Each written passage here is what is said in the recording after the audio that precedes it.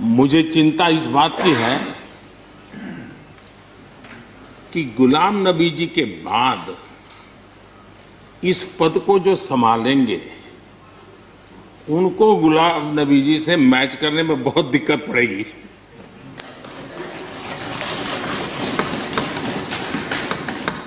क्योंकि गुलाम नबी जी अपने दल की चिंता करते थे, लेकिन देश की और सदन की भी उतनी ही चिंता करते थे।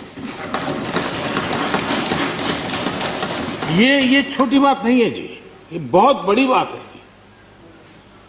वरना अपोजिशन के लीडर के रूप में अपना दबदबा पैदा करना, ये सब मोह किसी को भी हो सकता है, लेकिन उन्होंने सदन से, मैं शरद पवार जी को भी इसी कैटेगरी में रखता हूं, वे सदन की और देश की चिंता को प्रायोरिटी देने वाले नेताओं में से रहे। गुलाम नबी जी ने बखूबी इस काम को निभाया है।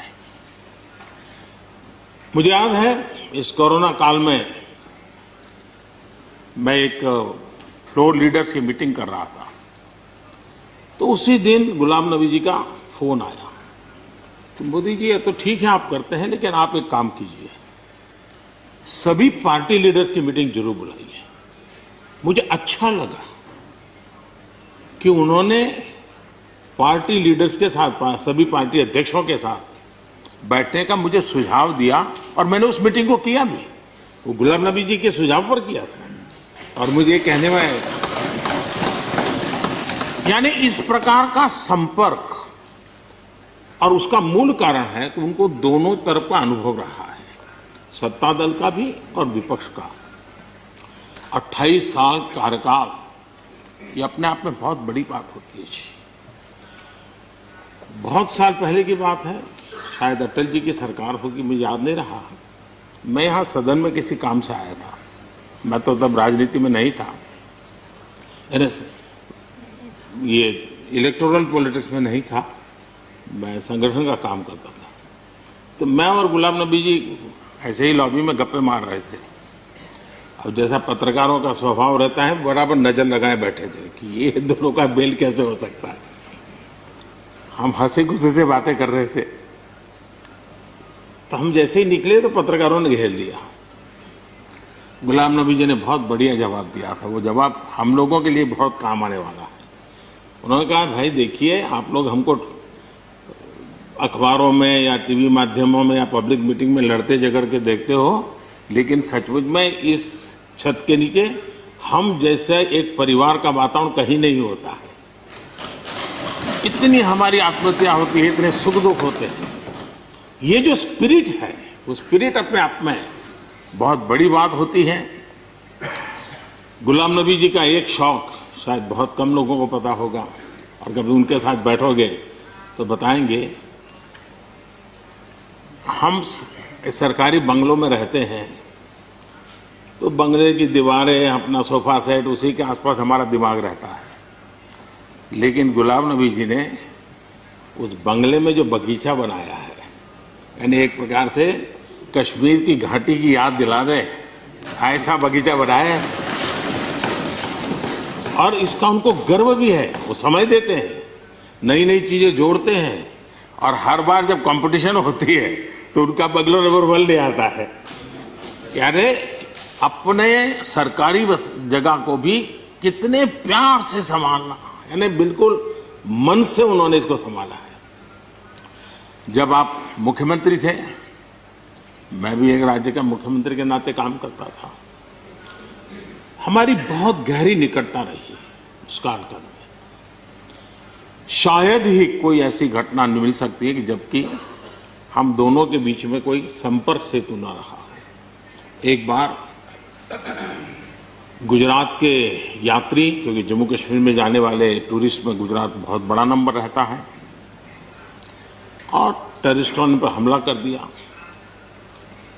करीब 8 लोग शायद मारे गए। सबसे पहले गुलाम नबी जी का मुझे फोन आया, और वो फोन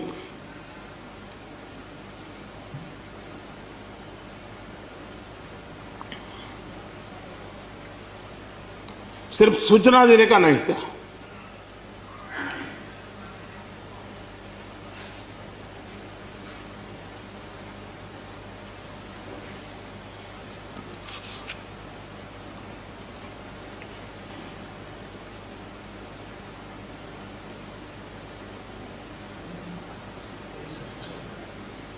उनके आंसू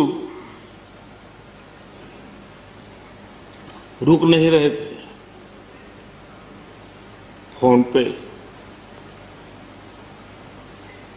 उस समय प्रणब मुखर्जी साहब डिफेंस मिनिस्टर थे। मैंने उनको फोन किया, मैंने कहा साहब अगर फोर्स का हवाई जहाज मिल जाए डेड बॉडी को लाने के लिए। रात देर हो गई थी। प्रणब मुखर्जी साहब ने कहा आप चिंता मत कीजिए, मैं करता हूं व्यवस्था। लेकिन रात में फिर गुलाम नबी जी का फोन आया। वे एयरपोर्ट थे।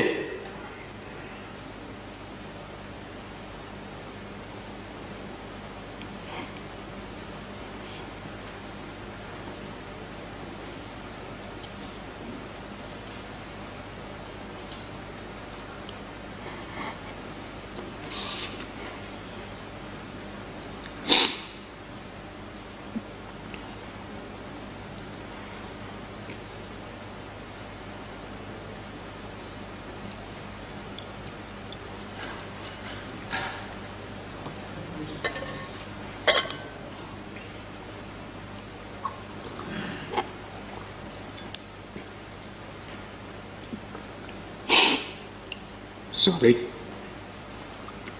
उस रात को एयरपोर्ट से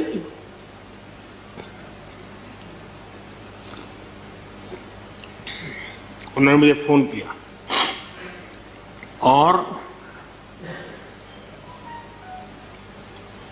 जैसे अपने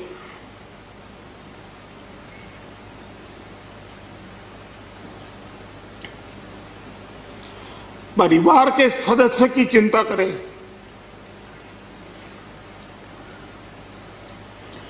वैसी चिंता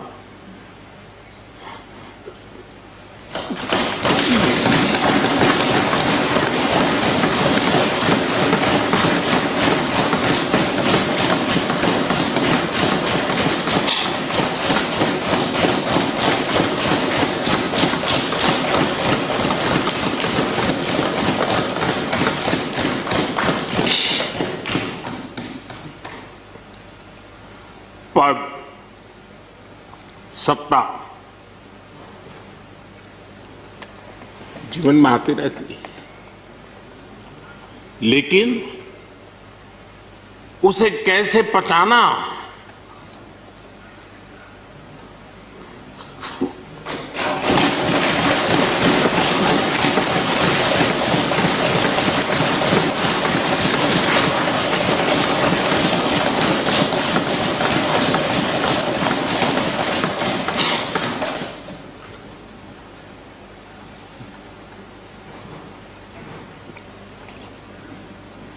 मेरे लिए बड़ा भावुक पल था।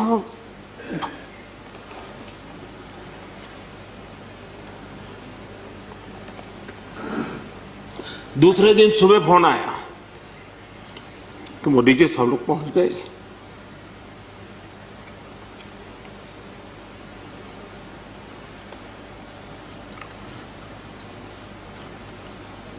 इसलिए एक मित्र के रूप में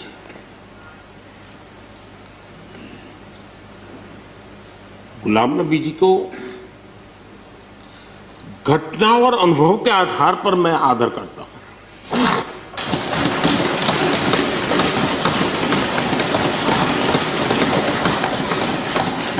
और मुझे पूरा विश्वास है कि उनकी सौम्यता, उनकी नम्रता, इस देश के लिए कुछ कर गुजरने की उनकी कामना, वो कभी उनको चैन से बैठने नहीं देगी।